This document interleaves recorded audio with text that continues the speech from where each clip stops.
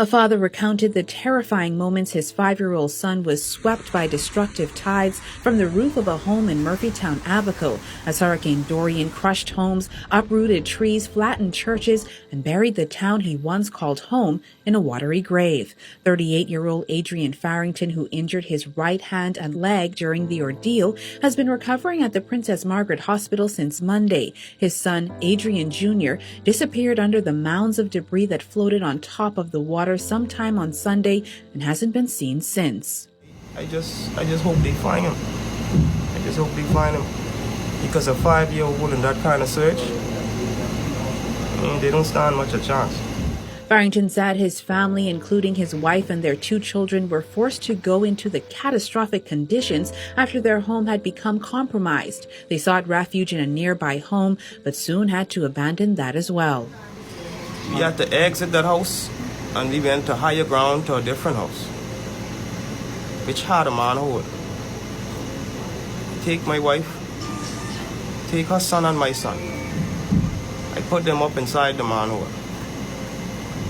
We were safe there for a while till the water started to enter the manhole.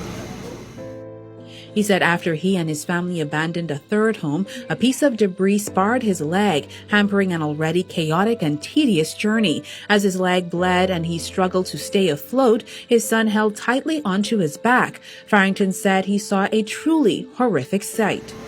After about an hour of treading water and bleeding, I noticed I saw some fins swimming along the houses.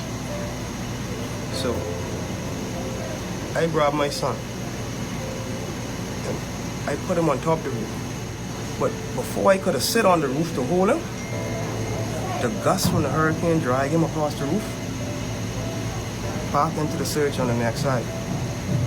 By the time I come down, try to move debris and get back around, I come on down and I couldn't see. So I was like feeling, see if I could feel some kind of cloth, some kind of clothes, some kind of skin, flesh, tennis, something. I find nothing.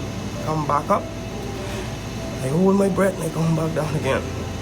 All this time, people carrying my wife to safety and they calling me. But I won't go because I didn't want to leave my son. Keep looking for him. I keep looking for him. Exhausted and hopeless, Farrington said he took off again on his own, desperately trying to get to higher ground, but when he got there, he couldn't walk. Farrington said he had to crawl on his stomach towards a nearby church where about 8 to 12 people were seeking shelter. The wall of the church was moving like when you put cloth on the line on a breezy day. So after I noticed the wall was shaking so much, I moved from a seated position to a standing position with the entrance of the door right there.